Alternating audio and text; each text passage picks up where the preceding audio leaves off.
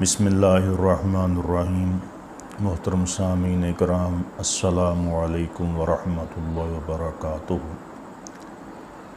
آج جو ہمارا گفتگو کا موضوع ہے وہ ہے خصوصیات اہل بیت۔ اللہ رب العزت نے حضور نبی اکرم شفیع عالم صلی اللہ علیہ وسلم کی اہل بیت کو چند ایسی خصوصیات عطا فرمائی ہیں کہ جو اس کائنات کے اندر، اس دنیا کے اندر کسی اور کو عطا نہیں فرمائی۔ تو اللہ تعالیٰ نے اس دنیا میں نبی کریم صلی اللہ علیہ وسلم کی آل کو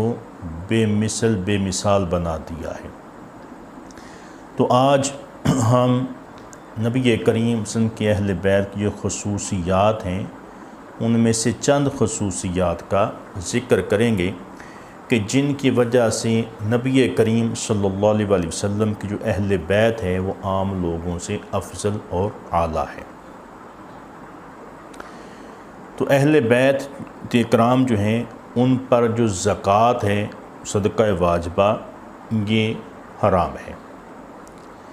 اگرچہ وہ مال کے نصاب نہ ہو۔ تو اب جو نبی کریم صلی اللہ علیہ وسلم کے اہل بیت ہیں، اہل بیت میں شامل ہیں، آپ کی اولاد میں سے ہیں، تو ان سب کے اوپر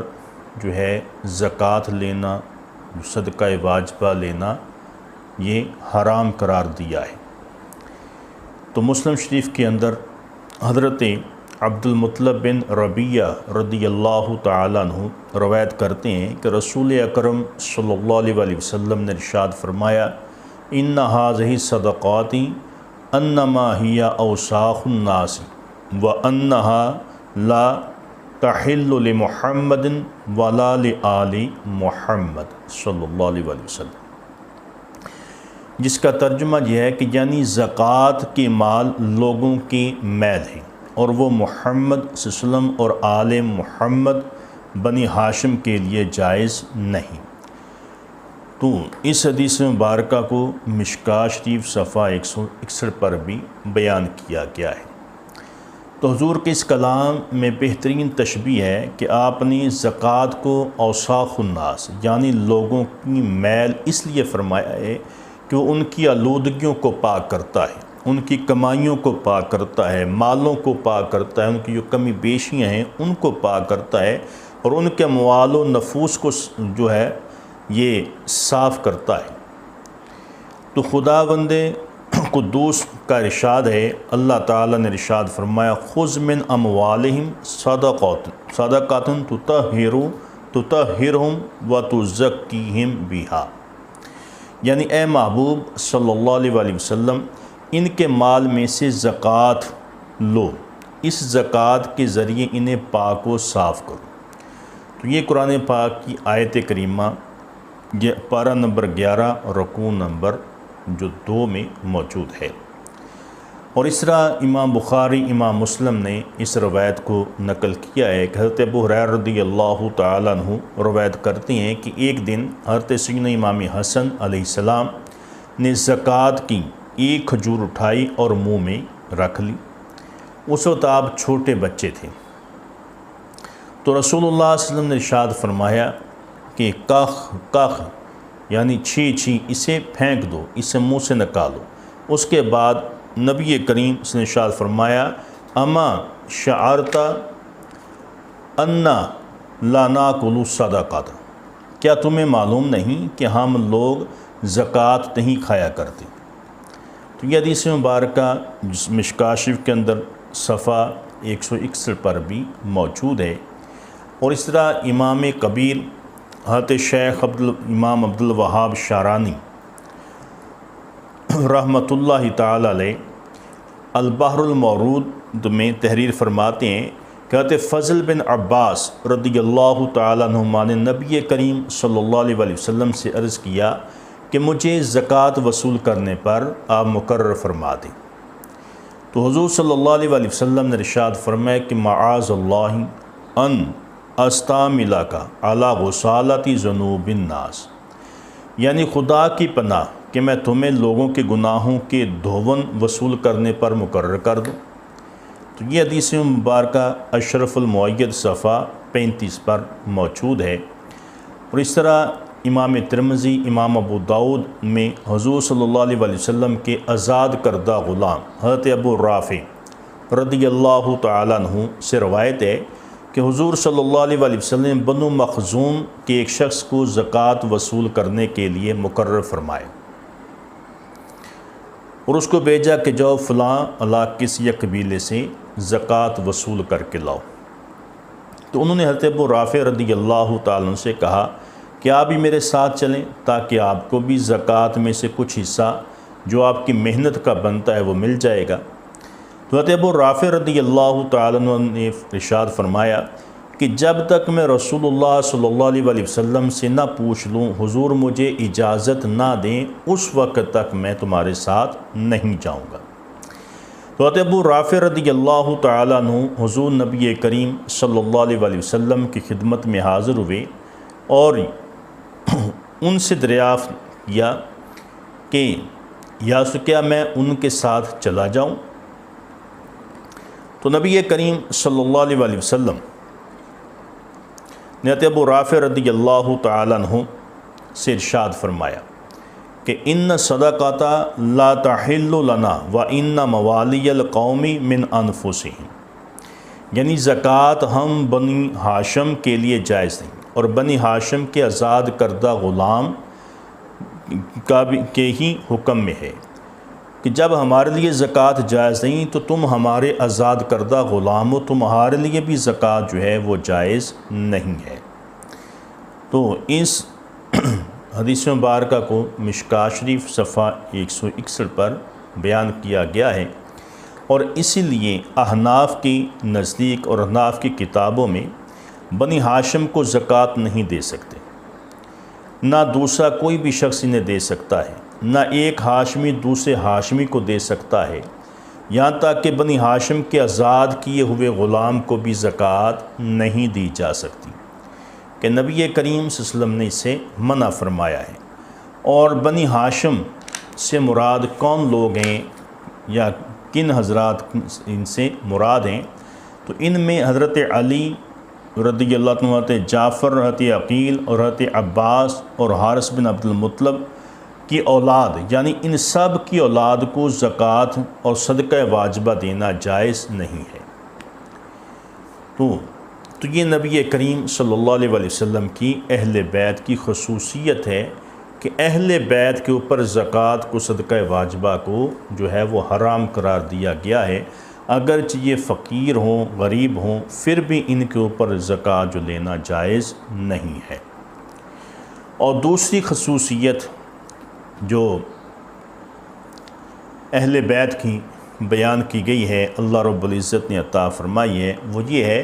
کہ اہل بیت حسب اور نسب میں سارے انسانوں سے افضل و اعلیٰ ہیں۔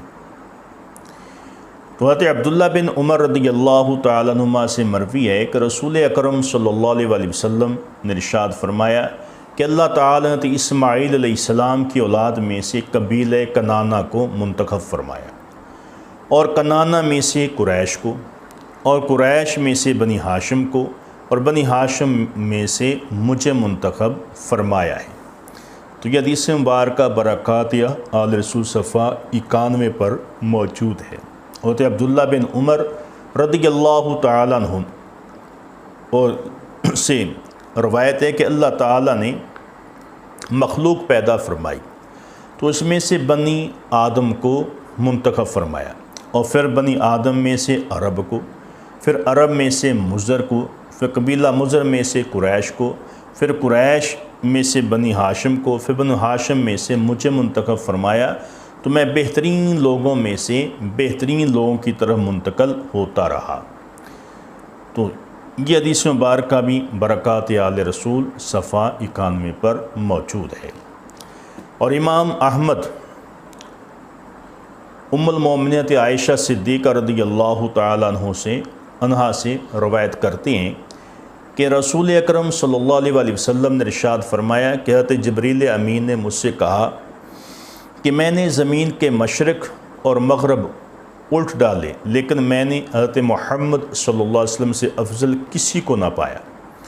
کہ نبی کریم صلی اللہ علیہ وسلم سب سے افضل اور سب سے اعلیٰ ہیں پوری کائنات میں سے، آپ کا حسب نسب سب سے افضل اور سب سے اعلیٰ ہے۔ حضرت جبریل علیہ السلام نے کہا کہ میں نے زمین کے مشرق اور مغرب شان ڈالے مگر مجھے بنی ہاشم سے زیادہ فضیلت والے کسی باپ کے بیٹے نہیں ملے۔ یہ حدیث مبارک برکات آل رسول صفحہ 91 پر موجود ہے۔ اور امام جعفر صادق اپنے والد محترم حضرت امام محمد باقر علیہ السلام سے روایت کرتے ہیں کہ رسول اللہ صلی اللہ علیہ وسلم نے ارشاد فرمایا کہ میرے پاس حضرت جبریل علیہ السلام آئے اور کہا کہ یا رسول اللہ صلی اللہ علیہ وسلم مجھے اللہ تعالیٰ نے بھیجا ہے اور میں نے زمین کے مشرق اور مغرب نرم زمین پہاڑوں میں پھرا تو میں نے عرب سے افضل کوئی خاندان نہیں پایا، کوئی قبیلہ نہیں پایا، کوئی ملک، کوئی علاقہ نہیں پایا۔ پھر مجھے حکم دیا تو میں عرب میں پھرا، پھر مجھے قبیلہ مضر سے افضل کوئی قبیلہ نہیں ملا، پھر مجھے حکم دیا کہ مضر میں سے میں پھرا اور پھر میں نے کنانہ سے افضل کوئی قبیلہ نہیں پایا، پھر مجھے حکم دیا گیا تو میں کنانہ میں پھرا تو مجھے قریش سے بہتر کوئی قبیلہ نظر نہیں آیا، اور پھر مجھے حکم دیا گیا تو میں قریش کے اندر گیا تو مجھے بنی ہاشم سے افضل کوئی قبیلہ نہ آیا، اور پھر مجھے اس میں سے کسی کے منتخب کرنے کا حکم دیا تو میں نے آپ سے افضل یعنی نبی کریم صلی اللہ علیہ وسلم سے افضل کسی کو نہیں پایا۔ تو یہ حدیث مبارکہ بھی برکات آل رسول صفحہ نمبر 92 پر موجود ہے۔ اور اسی طرح امام طبرانی، امام دارقطنی نے یہ روایت نقل کی ہے کہ نبی کریم صلی اللہ علیہ وسلم نے ارشاد فرمایا قیامت کے دن میں اپنی امت میں سب سے پہلے اپنی اہل بیت کی شفاعت کروں گا، پھر دوسرے لوگوں کی کروں گا، اور میں جس کی پہلے شفاعت کروں گا اور وہ زیادہ فضیلت والا من اشفع لہ اولا فہو افضل۔ تو یہ تمام جو حدیث مبارکہ ہیں واضح طور پر اس بات پر دلالت کر رہی ہیں کہ اہل بیت کرام حسب اور نسب میں سب سے افضل اور سب سے اعلیٰ ہیں، اور اسی لیے دوسرے لوگ نکاح میں ان کے کفو نہیں۔ امام جلال الدین سیوطی رحمۃ اللہ خصائص کبریٰ میں تحریر فرماتے ہیں کہ نبی اکرم صلی اللہ علیہ وسلم نے ارشاد فرمایا ایک خصوصیت یہ بھی ہے کہ کوئی مخلوق نکاح میں آپ کے اہل بیت کی ہم سر نہیں ہے، ان کے برابر نہیں ہے۔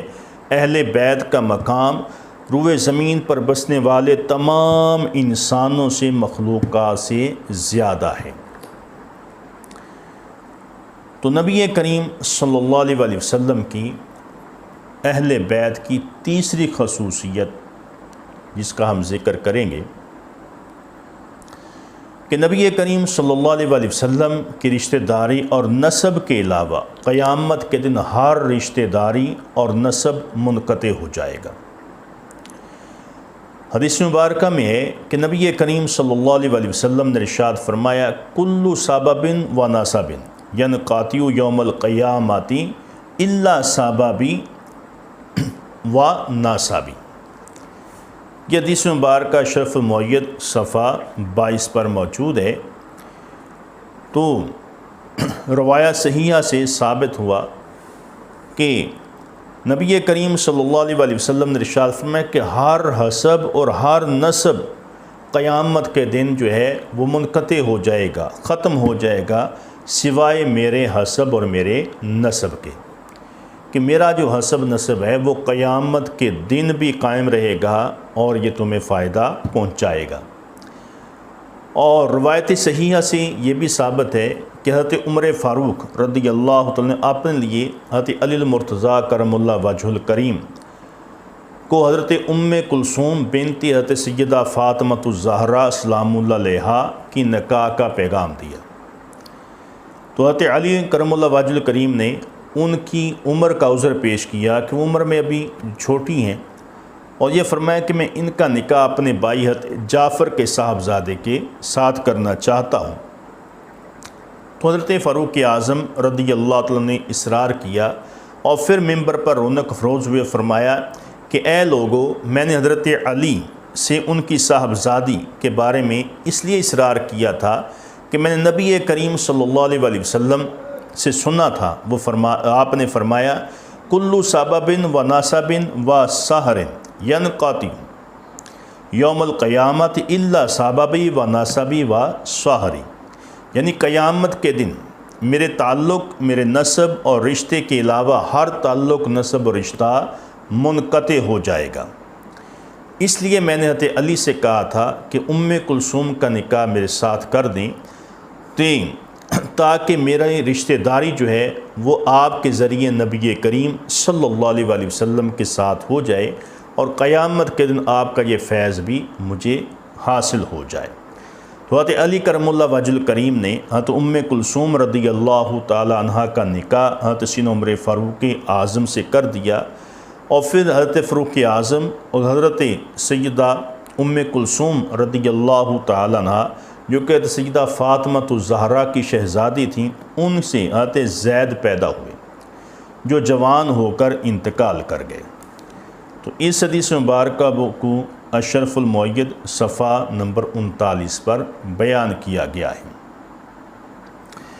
اس حدیث سے اور اس طرح کی دوسرے حدیثوں سے معلوم ہوا کہ نبی کریم صلی اللہ علیہ وآلہ وسلم کی اہل بیت سے رشتہ قائم کرنے میں بہت فائدہ ہے۔ تو اہل بیت کے ساتھ جو رشتہ داری ہے یہ گویا کہ رسول اللہ صلی اللہ علیہ وآلہ وسلم کے ساتھ رشتہ داری ہے، آپ کا حسب اور آپ کے نسب میں شامل ہونا ہے۔ تو جو سادات ہیں، جو اہل بیت ہیں، وہ اس رشتے میں، اس فیض میں شامل ہوں گے، اور باقی ان کے علاوہ دوسرے جو لوگ ہیں جو اہل بیت میں شامل نہیں ہو سکتے، تو وہ اہل بیت سے محبت کریں گے، ان کی خدمت کریں گے، تو نبی کریم صلی اللہ علیہ وسلم کی اس رحمت کا فیض وہ قیامت کے دن پائیں گے۔ تو یہ نبی کریم صلی اللہ علیہ وآلہ وسلم کی اہل بیت کی جو خصوصیات تھیں، ان میں سے 3 خصوصیات ہیں جو آپ کے سامنے پیش کی گئیں۔ تو اللہ تعالیٰ کی بارگاہ میں دعا ہے کہ اللہ تعالیٰ ہم سب کو بہتر عمل کرنے کی، اہل بیت سے محبت کرنے کی، اہل بیت کی محبت میں جینے مرنے کی توفیق عطا فرمائے۔ وما علینا الا البلاغ المبین۔